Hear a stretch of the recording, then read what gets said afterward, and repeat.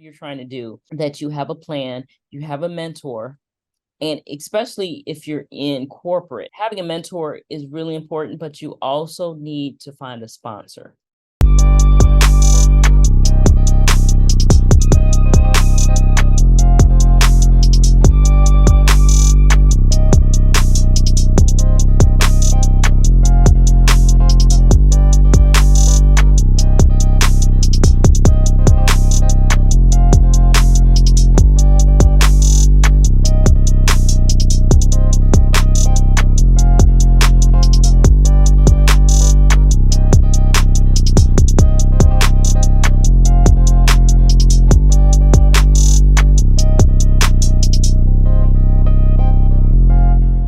Hello, everyone. Welcome to today's episode here on the Product and Packaging Powerhouse Show. I am your host, Megan Young-Gamble, Global Project Manager and CEO at GLC. And guys, I am so excited to have my industry powerhouse, who I made my virtual mentor when I transitioned into the space, which is Camille Corr Chism. She is a certified packaging professional fellow, okay, because she has earned those credentials, who has over 35 years of diverse experience in leadership, packaging, engineering, management, design, business development. If you ever wanted to know any sector of the business, this is the person you need to know. She is also the instructor and DE&I program manager at Michigan State University, and she is also the proud owner of Indigo Packaging and Consulting. And so I'm so excited to have our industry powerhouse today, Camille. So welcome to the show. Hey, Megan, thank you for having me. I'm listening and I'm thinking, wow, that person's really busy. How do they find time for all that? And if you guys did not know, I officially launched this podcast on my birthday, August 14th. So always save it to your calendar. So that's why we're saying happy birthday month and happy birthday month to you. We share the same birthday month. Yes. Happy birthdays. Can't get Yes, exactly. It's a great month. So shout out to all the August birthdays. So guys, let me just share why I'm so excited about this interview, because when the world shut down during COVID and I was actively, like we all were, looking to get engaged with people, especially virtual where you couldn't meet people face to face, I came across the podcast, People of Packaging Podcast, with the host, Adam Peak. Shout out to Adam. And the first interview that I listened to was actually with Camille. I was like, oh my gosh, it's a Black woman in packaging. Her story is phenomenal and inspiring. I literally slid through her DMs on LinkedIn and I was like, I really enjoyed your conversation and the podcast. Can I just connect with you because you're a Black woman? I'm a Black woman. You have a lot of experience. I am a growing professional in this space. And our first conversation, remember, Camille, probably was like an hour and a half, just an organic conversation. And so I just have to say, shout out to everybody that's in the packaging industry because it's so vast, but yet it's so small. And so from that first conversation, I was like, Camille is my mentor. I just made you my virtual mentor. And we've been in conversations thereafter. And guys, you don't understand how much this means to me to have her as our powerhouse for today. So I could talk about that all day. But anyways, the show is about you and to highlight your experience and to share your expertise. So to get us started, share a little bit about who you are and how you got into the packaging industry. Okay. And first, you're so easy to mentor because you are just open, happy, and excited, and you just have such a passion for packaging. So it makes it very easy. How did I get started in packaging? So I've always been interested in art, and I used to draw and paint and all those sorts of things. And I was thinking art school, but my father is an engineer. And I guess he heard me say it, or he just knew me. And he said, who's paying for art school? So I'm like, yeah, I'll go to a regular university and I'll take math and physics and calculus and just kind of see what happens. But when I got up there, I went up to Michigan State. I was in complete exploratory mode. So I'm taking all these technical classes. So I was taking all the STEM classes, but I was STEAM before I even knew what STEAM was. So I was taking art and theater and psychology, really just exploring. And I took this packaging class, and this class was so interesting to me. And it was time for me to declare a major. So I go to the counselor, and I go and I talk to him, and I say, tell me more about packaging. And he said, these are the classes you need. And I was literally in the program without knowing it. So that's like organic, like it was meant to be. Then I did an internship and I loved it. It was so much fun. And then when I came back, it was so much easier to apply what I was learning to the real world because I had that hands-on experience. And yeah, that's one of the things Michigan State is known for their internship program. After that, it was like no looking back. And then as I got into the industry, I just started getting a lot of broad experience because to me, packaging is the question. How do you package this product? No matter what the product is, how do you package it? What is needed? How is it used? Who's using it? What's the end use going to be? What products are going into it? Just all that. I love to learn how things work. And with packaging, if you're a nosy person, packaging is definitely the field for you. Oh, I love that. And maybe that's why I'm in this industry, because I am a little nosy. Mhm. But, to that point, I personally wish that I had an understanding about packaging when I was getting my undergrad chemistry, because at the school I was at, which is Kennesaw State University, it was taught about going to pharmacy school, becoming a doctor, physician, all of those things, which is great. You can go into sales, so you had the different areas of the business, but nobody at all talked about packaging as a whole industry and how we took polymer chemistry that's applicable to packaging. So to that point, Michigan State is like one of the top-notch schools and one of the top-ranked packaging schools in the nation. But I think we do need to have other schools that may not have, shout out to the Spartans. But I think we should have more universities really start to adopt and learn more about the packaging industry.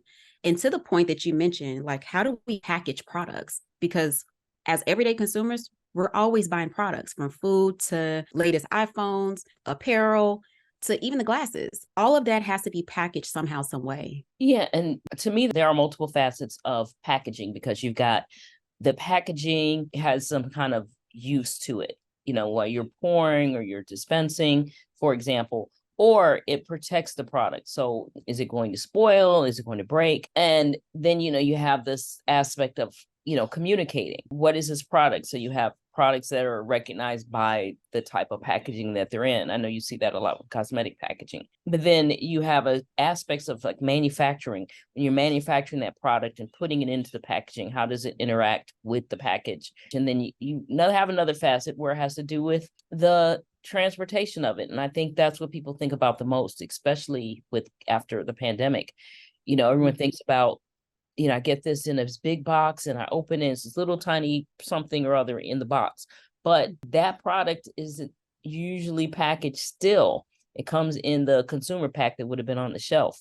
And then it gets put into whatever pack is available for shipping. There are just so many aspects, whether it's, protection or communication or anything. I mean, it's endless materials. Like you mentioned, the chemistry aspect of it. I'm going to bring up Michigan State a little bit. We just started a 3+2 program with an HBCU. So we're getting chemistry majors that come from NCCU in North Carolina. They will get their undergraduate degree. They spend 3 years at NCCU, then they come to Michigan State for the 4th and 5th year. And they will get their undergraduate degree from NCCU in chemistry. And at the end of their 5th year, they will have a master's in packaging from Michigan State. Got a couple students starting off. So, it's so exciting to see this. So, when we went to talk to the students, mostly chemistry students, and they were like, well, how does packaging interface with chemistry? And then just exactly what you said, all the polymer science and how the different materials interact. And, everyone says plastic. Plastic and packaging is not, but there are so many things that there's probably not any other type of packaging for it. And, so then there's that education. And I think, having chemistry majors, they can understand what alternatives there might be if someone is saying anything other than plastic, what else can we do?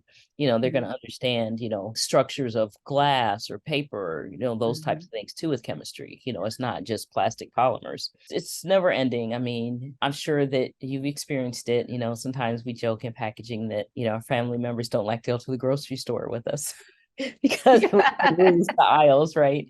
And look at packaging, and we're fascinated. And they're just like, I just want to get some bread. All the ways this bread is packaged. It's like, exactly. Bread. They'd be like, you're such a nerd. My husband's like, we're supposed to be in and out in like 15 minutes, and you're sitting here looking at every single product and like, oh, this color is off, from the labels to, oh, this is packaged like this to, oh, but you trying to sit here and make a whole dissertation about packaging and how things look and how they're packaged. Yeah, well, I know men in packaging that have commented that their families don't like to go to the grocery store with them. So, I don't know. I think it's the packaging is It's a definitely, packaging thing. yeah. Yeah, and I'm sure with you with the cosmetics, you probably are always solo going into Walgreens or any of those stores that they have a whole cosmetic section, right? Or when you go into the store and you get towards a cosmetic section and you're talking and you look back, where'd everyone go? Like every poof disappears in there, like in the sporting goods section or whatever, right? Yep. I can go into a store and be in there for at least half a day, just looking at the different brands, seeing what's similar, seeing what's different, seeing what messaging they're putting on their packaging and the aesthetics of it, to sustainable packaging and their materials. I think it is, you're right. It's people who work in the packaging space that are really adamant about, okay, what is the packaging? What does it look like? How does it look? Thinking about the functionality of the packaging, be like, maybe that's my entry point to target this audience or this company, So yeah, I think it's something that we all look at now. It's a different perspective. But if you're outside of the industry, you're like, I'm just trying to get my new iPhone. I'm just trying to get these new pair of earrings or this new cosmetic product. I don't care. If an influencer is not talking about the packaging and the aesthetics of it, I don't really care. We just trying to get it and get out. So I think that's a valid point. Yes. And, and our job is to be invisible, right? Because the packaging needs to do all these things, but you're not supposed to notice it. It's supposed to draw people to the product, but you're not supposed to notice the packaging. And many times people notice it, it's because there's damage or it didn't work right or colors are off. It just looks funny. Or they changed the packaging because they changed the formula and they, just wanted a new look for whatever they're doing. So that's when people notice packaging, usually when the little red flag goes off. So, our job is to keep people from being red flag, but then still appreciate the packaging subconsciously. Absolutely. And as one of the main functions of packaging, you talked about transportation. And I want to kind of shift gears to talk about your experience in automotive, which is the transportation industry. So share with us how you got into automotive packaging. Well, I'm from, I'm in Detroiter growing up. And I lived in all these different cities, going to work for different companies. And I decided that I wanted to come back to Detroit. So, one of the most expedient ways to get back to Detroit was automotive. And I was looking and I found this packaging opportunity, and it was a greenfield plant. It was a joint venture. They had a very strong lean program where for the first month, when you went in there, you spent the first month learning about lean. You didn't go to work. You didn't do your job. You had to go through lean.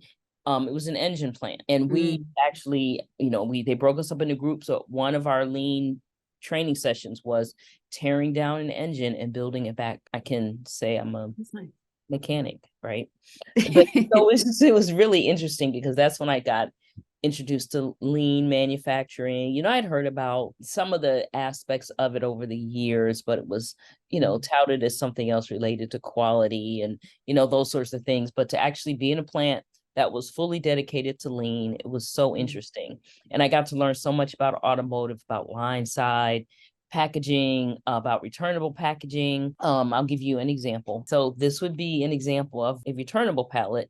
And then this is an expendable pallet or, pallet that you have maybe one use. You reuse it, but for the most part, this is considered to be, one and done. So those are standard sizes.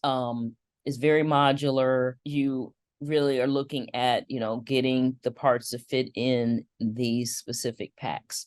And also this type of packaging, it's considered a capital expense. So this one, for example, this one actually collapses. I'm so excited I found this one. But this would be an example of a bin. When these bins are purchased, they are purchased as capital equipment, just like you'd buy a piece of a production line. So in doing that, because they're reused and they keep them, there's a whole process for capital expenditure, extra paperwork. You even have to figure out how many you need. I talked about this on Corey Connor's podcast about the sustainability of automotive packaging and the returnables, but there are actually theft rings out there that will steal these containers, resell the containers. So it's really important to keep track of them. And automotive is so fast paced that sometimes it's hard to keep up. Sometimes people just buy what they need and they don't think about it. I'm going to also go back a little bit about automotive because, growing up in Detroit, one of the things my father used to do was take us on Saturday mornings to tour automotive plants. So we were a family of nerds.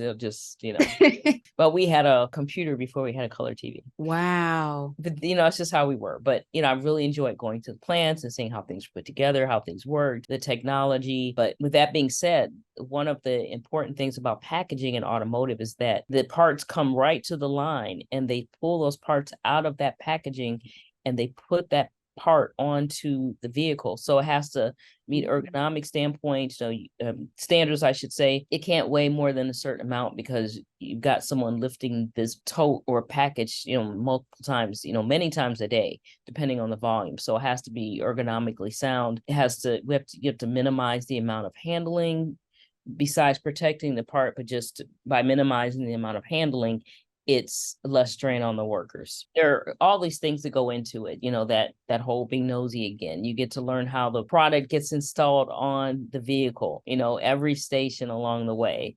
Sometimes you even get to get in there and get dirty when you're on the line. But it was just very interesting because that whole returnable aspect and the modularity of it and the sustainability of it, completely different than other areas of packaging.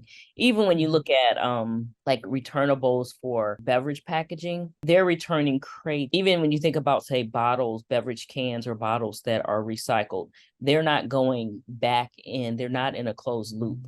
When they get reused or recycled, they're going to another facility or another, portion of the process. But with automotive, it stays in that loop. This type of container will get used. It can get used. So when they buy it, they might assume it's a 5 to 7 year life on this bin. And of course, it's 10 times larger than this right here. But they assume that this will get used, say, 5 to 7 years minimum.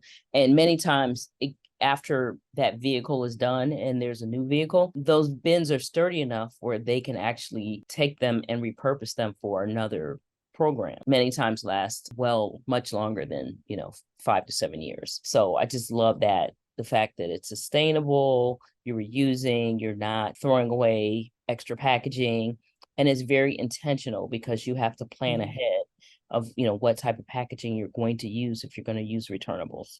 Oh, guys, did y'all hear that? That's a whole class right there.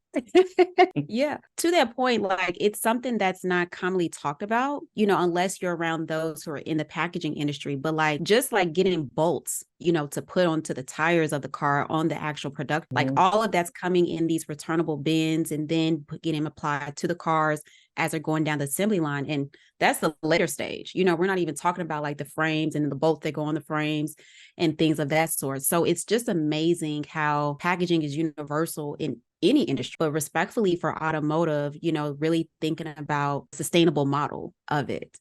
And so I want to ask you, just from when you used to go to the plants with your family into the plant, see the production line versus now, how has it evolved to become more sustainable? Okay, so first I'm going to say I look at the plant differently for sure. And I realized this because last summer I taught an automotive packaging course at Michigan State University, and it was online. So, I'm going through and I had a video to go through, and the videos of like the Ford Rouge plant. So I had a history of the Ford Rouge plant and what it used to look like, very, a lot more manual labor, that sort of thing.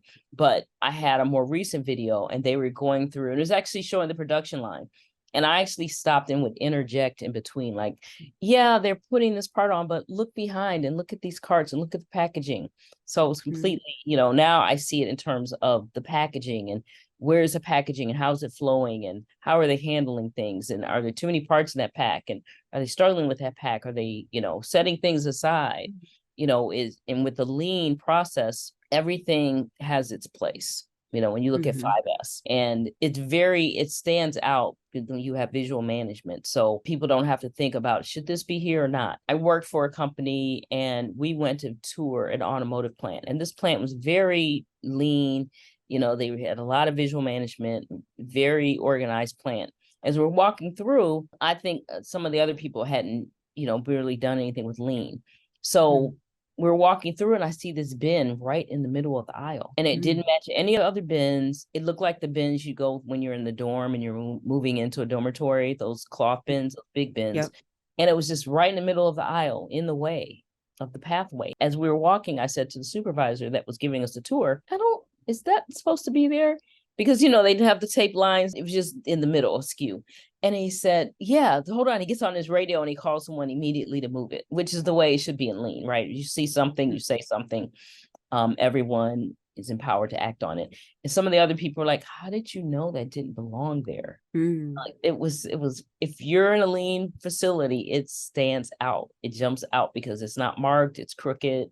It doesn't match anything else. It just literally stands out like a sore thumb. I do look at things differently now from an automotive standpoint, because instead of just looking at how the car is made and look at that car, it's so interesting. You're looking at the process, that what it takes to actually build that vehicle and what parts are coming into it, to that vehicle, and how those parts, how are they arranged and set up, and what do they look like? So yeah, definitely different. Absolutely. And just like thinking about the evolution of the automotive industry too, to now inside of the production facilities and plants, incorporating more lean manufacturing and such. I think that's such a huge point that, you want to look at how is it economically designed? How is it very lean? If you see something, say something. And how we can make sure we're keeping everything in a circular economy, I think is really big as part of the sustainable model as well. So I want to go back to a point that you mentioned where, like with the returnable bin, the actual model you had, you said that there's some theft rings going on. So what can plants do to help reduce the theft rings that are going on right now with these returnable bins? One of the things I think that's really important is starting to knowing how many you have to start with, or how many you need. Because a lot of times people just say, I need more, or they order more than they really need. So they'll do this whole capital justification, and they figure out that they maybe only need, say, 500, but they'll fudge it and say they need 750 or 1,000 or 2,000 or 3,000 or whatever it might be. And then when you have that many run rate and you're running, you might use all those containers. They're full, they're being used, they're moving. But then let's say you get, the lull during the holiday period or the summer. Now those containers are going to be sitting around. They might snatch them up, and sometimes they'll just do it during the course of production. They'll say we're running out. I've also seen times where, and this would open things to theft, but one time I had a company, a supplier, and they would say that they received say 1,000 of these returnable containers in the system. And then immediately, and a minute later, you see a manual transaction to say a negative 1,000 with no reason or anything. And then they could ship in the expendable package. But I found out that when they ship, they're only shipping 5 parts per box, and they were charging $1 per part extra when they shipped expendable packaging, because it's the automotive companies will say that's an added expense that we weren't planning on, and we'll pay for that. So this company was, paying basically making a $5 profit per box every single time they were shipping. And I'm like, well, they're coming in, but they're not sending them out. So someone I know went to that plant, and I texted them and I said, when you get down there, let me know. When you get in the plant, let me know if you see any of these containers. And they immediately texted me, yeah, just got here, and I'm standing next to a whole stack of them, and they're packing in on the floor, and they're packing into the expendable pack. And I said, can you ask them what's going on? And they said, oh, well, we already bought these, so we're just going to use these up. Oh, wow. So, that's one way of theft. But other ways, I've actually seen containers that just don't show up. And then I had one time where I was at one place, I left somewhere else, and people were saying, oh, we got these containers really cheap, they're used. I'm like, I wouldn't really recommend that. And I go look at them, and sure enough, they were literally, and I won't go into detail on how I knew, but it was literally, these were containers that I actually went to another country to look for, like down to the exact container. I guarantee you, I know for a fact that this was actually a container that I was sent to another country to go look for, and they couldn't find it, nowhere to be found, no shipping information, just kind of weird. But a couple years later, I'm somewhere else, and poof, they just show up magically, Yeah. So that would be an example of a theft ring. Wow. And I wouldn't even think that it would be a theft ring like that just with returnable bins, to be honest. because everything for every one unit is accounted for as part of your inventory, to make sure that you're tracking and knowing where it is and stuff like that. Or I didn't know if some of these returnable bins would have trackers or some type of barcode where they could be scanned to know, okay, this bin number, blah, blah, blah, blah, blah, has been received with these number of parts. So 5 parts per bin. So it's just amazing, like, how this can happen. Like, I didn't even think that would be a thing, to be honest. Yeah, I mean, if someone's determined to do something, they will find a way around it. They'll That's find a true. workaround, and That's that's true. what people are doing, because there are technologies that, you can follow what's going on. In fact, that's how I knew for a fact that those were the containers that I went to another country to look for, because Wow. of the technology that was available. But yeah, I mean, there are definitely workarounds to it. And, partly it's if they don't have tracking, if they get really busy, maybe sometimes a fork driver, for example, just doesn't know. They've got 2 bins, they look almost identical, but they just have a little small sign that says property of blank, and the other one says property of whoever. And they pick them up, stack them together, because they look, to them on a fork truck, they look the same. And they pick them up and they move them into, whoever needs them the most. They're like, well, this company needs 20 containers and we have 20 right here. They're all the same color. They look exactly the same to me. So they send them.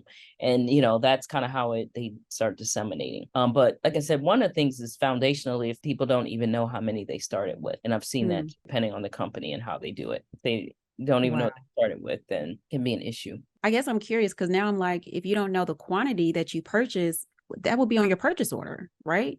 Of how many that you purchase, or is it a different process with acquiring them? It should be, and most of the time it is on a purchase order. But again, if people are determined, then there can be a workaround. Sure. Some companies do everything on spreadsheets. The larger companies, obviously they don't. But, I say you probably see, if you see companies have technology and they're still seeing this, things like theft or containers disappearing or losing track of losing containers, then that tells you that someone's figured out a workaround. And you're right. Like, if somebody's that adamant enough, they're going to do it if their mind is set on it, which is so unfortunate because it impacts bottom line, that impacts your inventory for being able to ship goods in and out. It could become a whole mess to then go into expendable packaging and paying the additional costs on top of that for however many parts inside of the bins. It's crazy. So then it's like looking at P&L statement, like, where's our money going? I thought we had this many. So now everybody's getting questioned. So yeah, that could be a huge impact. Yes, I've seen the gamut of, people that are very organized, keep track of everything. And I've seen places where, maybe they farm out that whole process. And depending on how it's done, you have to be very careful on the contract. I came into one company where they already had a contract with someone where they were farming out, and they just I didn't think they were doing a really good job of keeping track of containers. And I really didn't understand how they were charging. And the more I pushed about it, the more vague they became. And I insisted they come out with a scanner and scan, and they walked on holding the scanner to the floor, and I'm like, that's not going to happen. You've got to actually scan things. You can't just say you brought the scanner and turned it on and found nothing. So another workaround. But I think the more organized people are from the beginning, and you could have a process, but that process has to be followed. And I think that's usually what we see. If the process isn't followed for whatever reason, then you lose track of packaging in those scenarios. Oh, that's just amazing. Guys, do y'all hear Camille giving a whole automotive packaging class on the good and the bad side of it, just in reference to returnable bins? Like, I'm just amazed because I learn something new every day. I stay a student. That's why I have the podcast, for me to stay abreast about the different areas of packaging too. So guys, y'all have to make sure you follow Camille. All of her information will be in the show notes for you all to connect with her. So now, since we're kind of talking about, sustainability and things that you're working on, let's shift gears and talk a little bit about TrueFleet. So tell us a little bit about TrueFleet, this software platform you have. Yeah, so I'm really excited because I have been working with a tech incubator here in town called Tech Town, and they've been awesome and very supportive. And I've had this dream about this software that kind of resolves some of the things that we're talking about, having that beginning foundation. So basically, it helps people to determine like how much packaging they need. They can keep track of what they have, so they can say, they can calculate. So they can actually look at the returnable versus the expendable and say, I need a pack that's this size, and say, so I need a pack this size. And I want to see, does it make sense to have this for 5 years or 7 years? Or does it make more sense to use an expendable brown box to ship in? And they can actually compare those immediately on the fly, look at different scenarios from like, say 1 year up to however many years they want to look at for the life of a vehicle to see, if I did expendable, how much am I spending? Where's my break-even point between the two from a financial standpoint? When does it make sense to switch over to returnable from expendable? Because, in the long run, most of the time expendable wins. However, it's not very easy. You're taking spreadsheets, you're calculating, putting things together, and then you go to put in the capital expense, your request, and then it has to go up the chain. And then, someone along the chain says, well, what if we do this? And now you're like, I'm not going to write this whole thing over again. But this actually would allow people to, on the fly, look at it. Just someone says, well, let's try 4 years versus 7. Let's try 3 years. What if we do 4 years? They can actually do that immediately, real time, and see that side-by-side comparison. And then it also allows them to save all that information. So it's that initial information, what they should buy, and they can keep track of it. And I see this can feed into other systems. This information can feed into other systems. So it can be, used by this data for packaging can be used by the manufacturing teams because they need to know what packages are coming my way. It can be used by the finance team. It can be used by the program management teams, because at the beginning of the programs for vehicles, when they come up with a concept for a new vehicle, they immediately start looking at what are all the costs? Is this financially viable?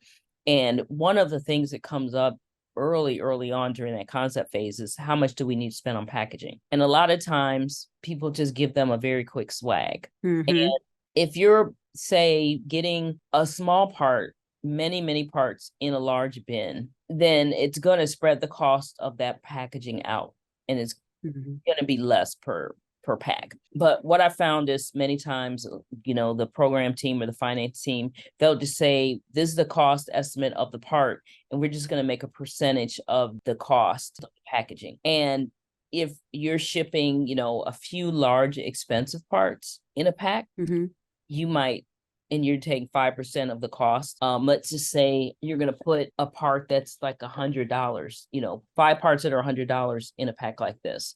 Well, you spread that out and you say 5%, and now you're like, okay, well, you're at a pretty significant cost.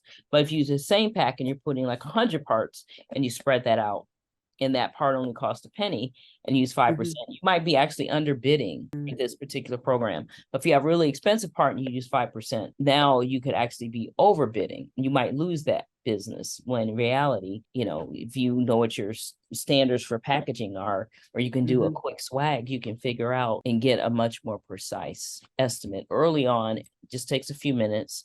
It's not large, huge exercise. And packaging engineers, finance teams, all the product engineers, the advanced manufacturing people that work on, what is the line going to look like? They can actually start getting this information really early on and getting much more accurate estimates. I think that's phenomenal. And congratulations on being part of the tech incubator to launch this program. I remember in our first conversations, you were saying, I want to launch a software. And I didn't know all the particulars with it, but now to hear it and see it come to fruition, like, just congratulations. Like, that's just phenomenal. And what I really heard, in reference to TrueFleet, like with some of the big benefits, is how you're able to save time, because you're able to input your information and get information to help with driving decision-making instantly. It's giving you opportunity to save money, based upon number of parts, how to amortize it across the different units, etc.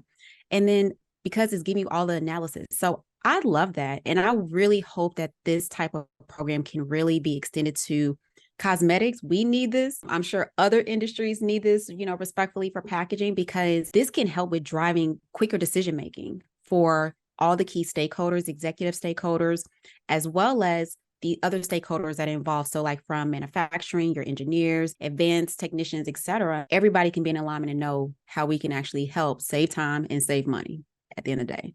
So I love that. If somebody was interested to get on with TrueFleet, like what would they do? How do they even get started? Well, they can reach out to me Okay. directly because like I said, I'm working with a developer right now, and next week we're having a demo day. So all the people that are in this particular cohort, we're actually doing demos next week. Just, reach out to me. I'm on LinkedIn, Camille Corr Chism, Corrchis, as in Sam, M as in Mary. Or, once you get on LinkedIn, you can find my contact information, or you can go to the website and reach out to me. And the website is www.truefleet, TrueFleet.co. Don't even ask me why it's .com, but that's all, the website, people. So it's the TrueFleet.co.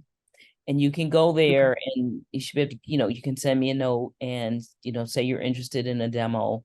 Because we are doing an unveiling with TechTown next week, and I'm really excited about it. Oh, I can't wait to hear how it goes. And guys, all of Camille's information that she just listed is down in the show notes for you all too. So just click the links that are down below and you will be properly navigated to her LinkedIn page, as well as direct contact with her on truefleet.co, not .com. Okay. So thank you so much for sharing. So as we're starting to wrap up, I want to kind of transition to go back to a point that you mentioned. So you're now the DE&I program manager at Michigan State University, your alma mater. And it's full circle how you were a student and now you're the instructor and program manager. And I really love how you talked about the 3-2 program, HBCU, how chemistry majors at NCCU, correct? Yes. They get an undergrad in chemistry first 3 years, and then they come to Michigan State University and earn their master's in packaging after 2 years.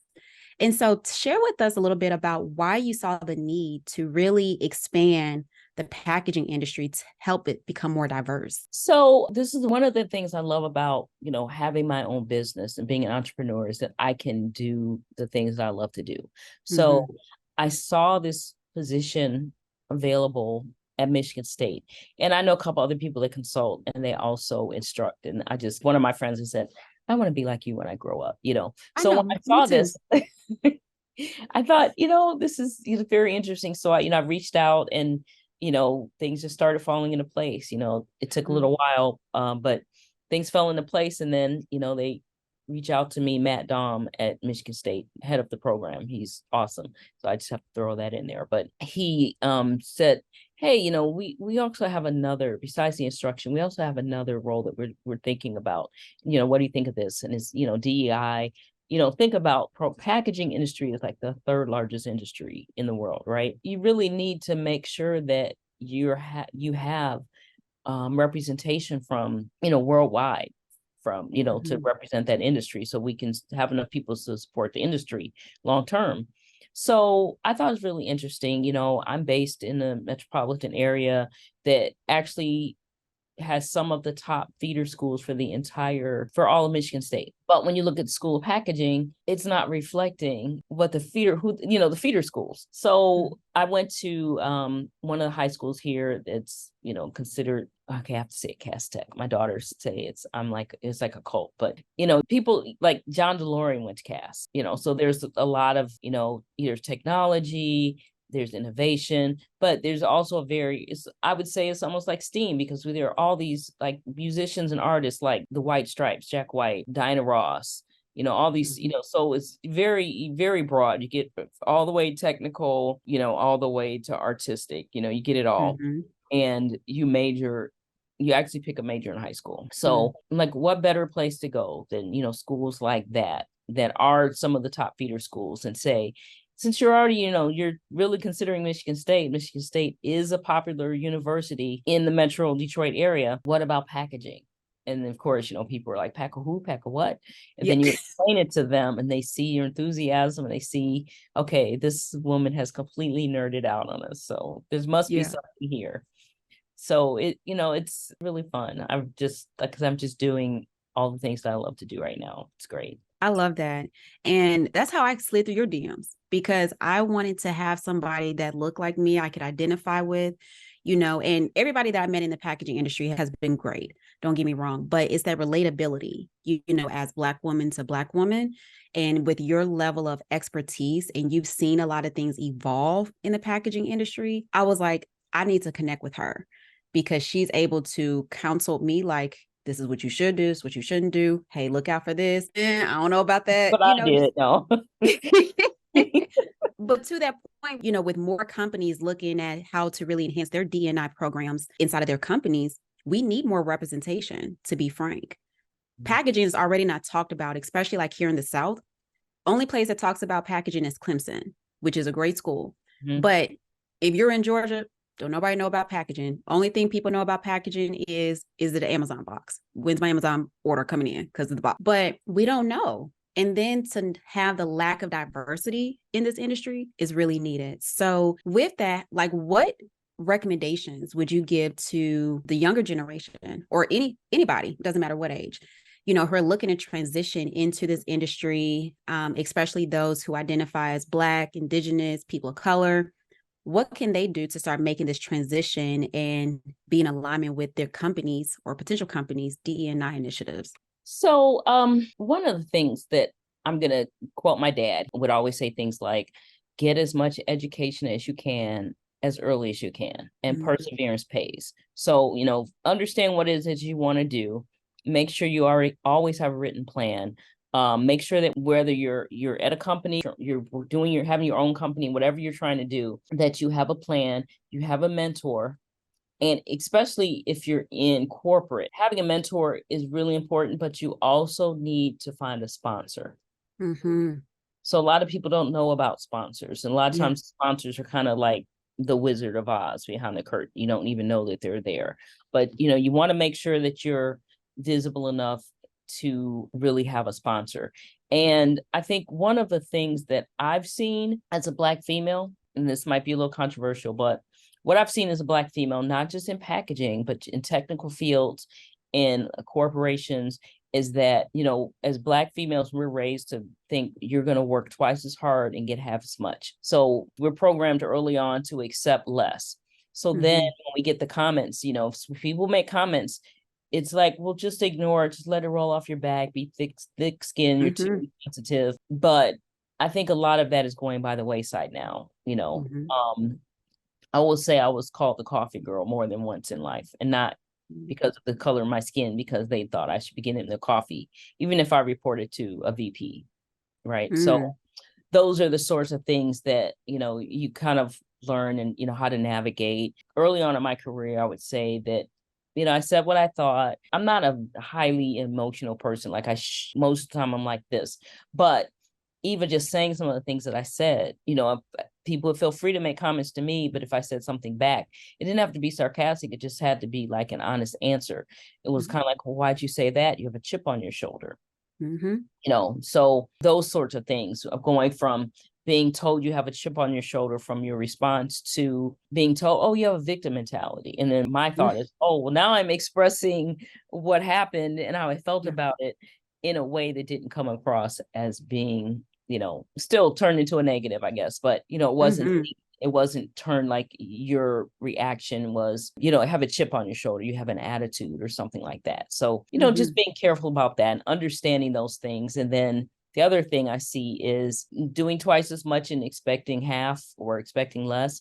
That I've seen through my career, people figured out, oh, Camille's going to do it. I don't have to do it. If no one else will do it, I think that's partly just being female. Like if you're a female in the house, you can just watch things like, I'll just make up an example. You can watch the dishes pile up in the sink and everyone's just like, it's going to bug her eventually and she's going to do it. So I don't have to do it. We'll just leave it. Yeah. Yeah. So, some of that trickles into work. I don't do it. Everyone kind of unconsciously expect her to do it. So she'll get the blame, even if we're all at the same job, we're going to all look at her and say, why didn't she do it? So those are some of the subtle things that I've seen that, over the years that I used to just think, oh, just work really hard, everything will be fine. And it actually took a couple of white people to kind of point that out to me. Like, no, that's not what's going on. They're like, no, Camille, really, really, like, open your eyes. And, because you're told, don't look at race and don't look at these things.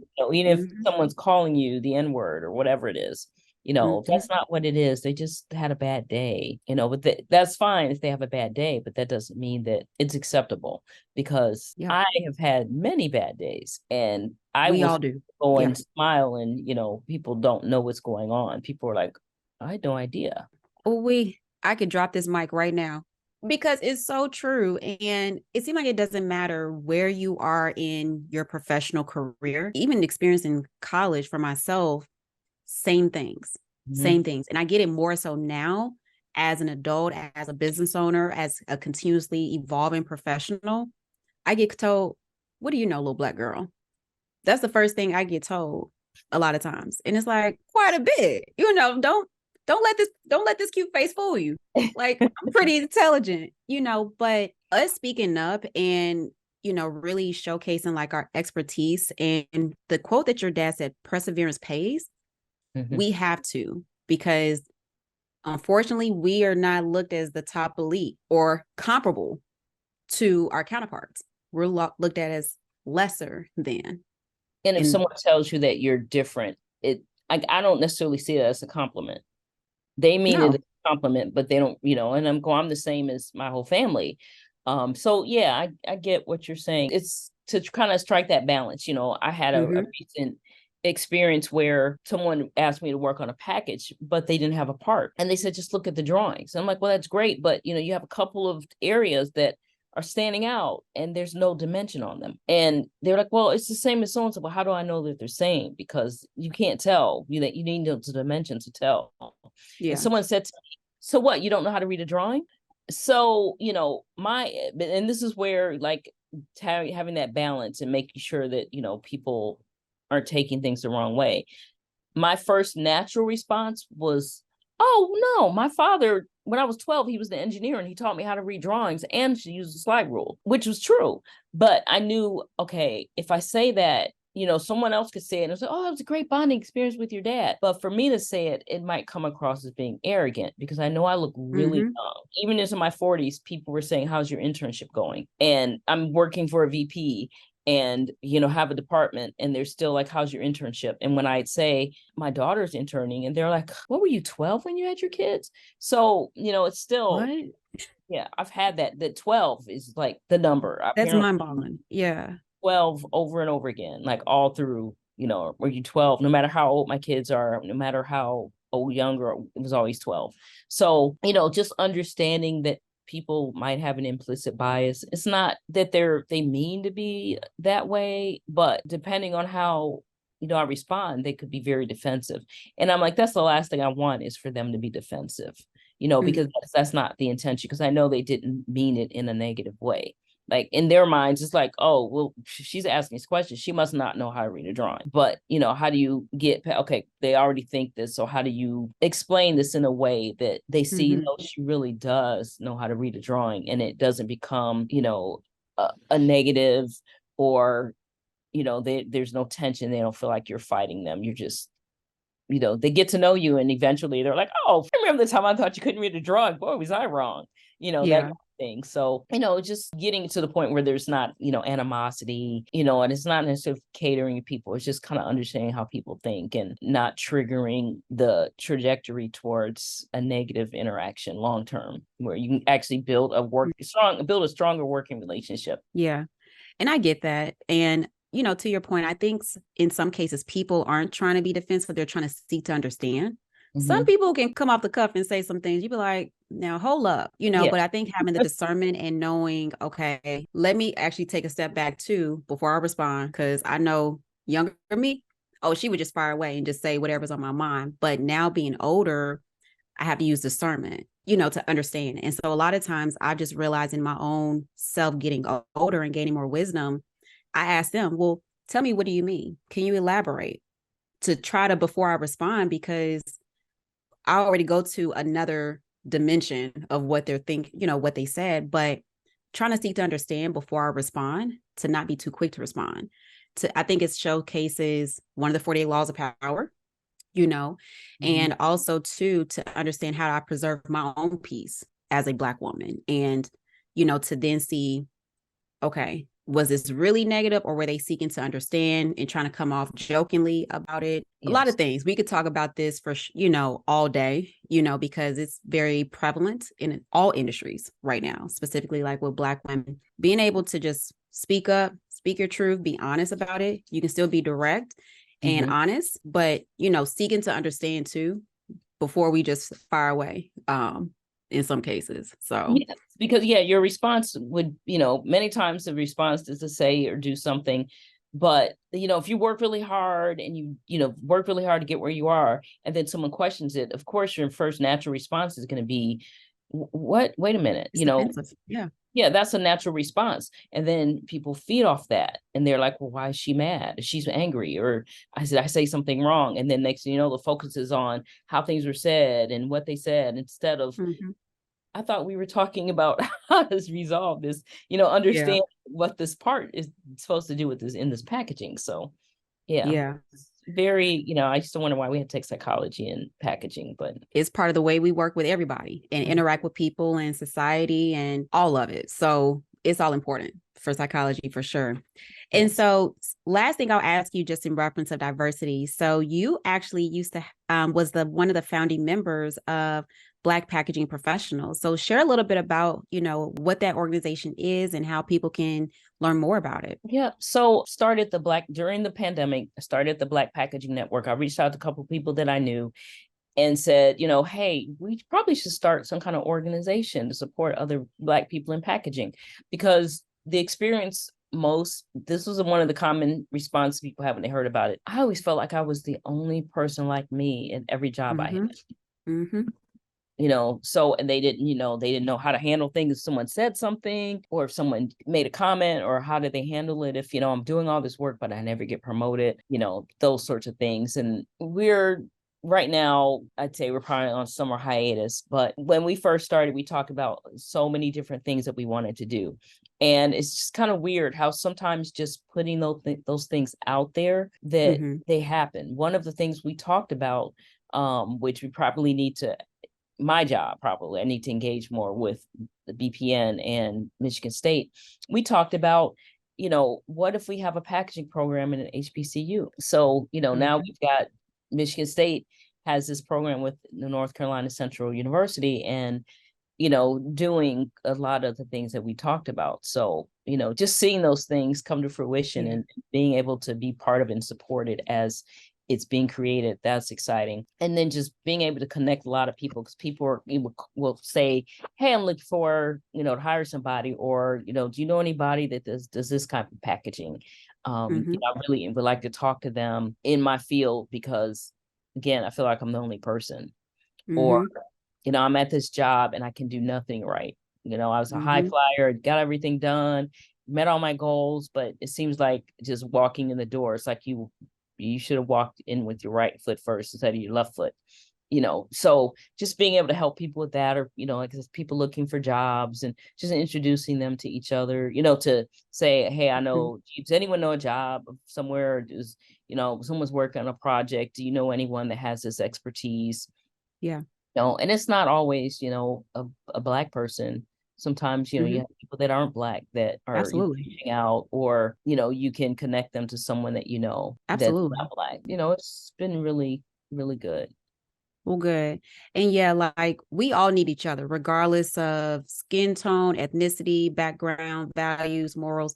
We all need each other in this space, and being able to help really cultivate, just with like Black packaging professionals, to show there is some other representation. So if I need somebody to talk through for a situation, to learn from, to be a mentor or a sponsor, because they are different, you have that. And that's representative in this packaging space that all of us in the packaging space need for each other. So we all need each other, and we're all nerds together, regardless of what sector of the business we're in. We love packaging. all at the end of the day. So I love that. And thank you for sharing.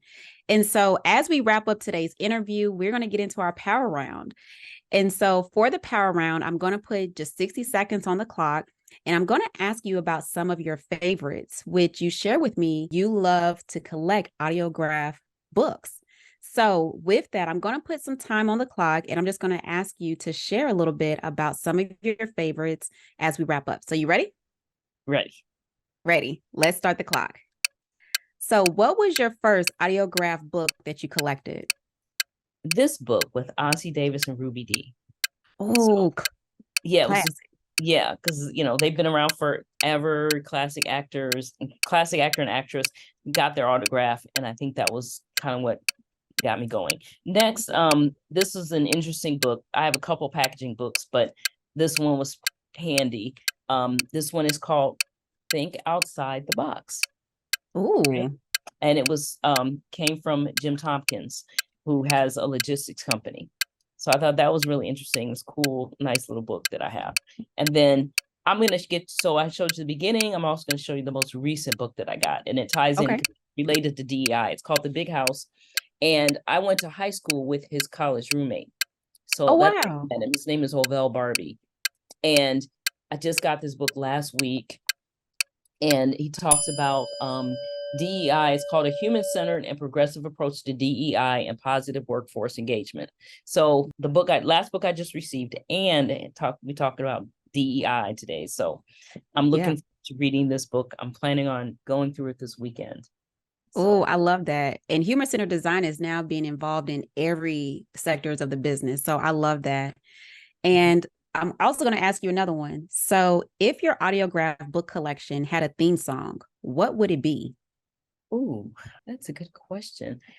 Probably, I don't know. That's a really good. Okay. That's a good one. I have to think about that one. Okay. Think on it. And to preserve your audiograph book collection, what packaging would you use? Well, I keep my book collection in actually a bookcase that I got from a cousin. And this case is it was built in the 1960s. It's literally like authentic mid-century modern. And it was a cabinet, and like, this is perfect for my books because it's got a glass door. You can see the books, and it's perfect. It's my living room furniture perfectly, the theme and everything. So I love it. Yeah, I wouldn't. That's where I package it. I guess I package it in a mid-century modern cabinet. Okay. And it's very vintage. So I like that. And last question, why do you love packaging? Because packaging is everywhere. Everything you do nothing that you ever do or think about, you can't get around packaging. No matter what. You can't get around it. No matter what. No matter what. So guys, thank you so much for tuning into today's episode with our featured industry powerhouse guest, Camille Corr Chism, my mentor, who I slid through her DMs to now be here. So Camille, it's such an honor to actually have you on the other side of the table joining me for today's conversation. Thank you. I appreciate it. It's great to be here. Yes. It's fun. It's just like having a conversation, a Zoom call with you. Yeah. Chatting. So this is great. I appreciate it. Yes. And this is exactly how our first conversation went. It was just strictly organic, just like today's episode. So guys, to get in contact with Camille, to learn more about TrueFleet and also her company, Indigo Packaging, all of those links will be down in the show notes for you all. So make sure you do check it out. And the last quote I'll leave you with is perseverance pays. So until next time, guys, make sure y'all stay safe and continue to love the packaging and the products that surround you. I'll talk to y'all soon.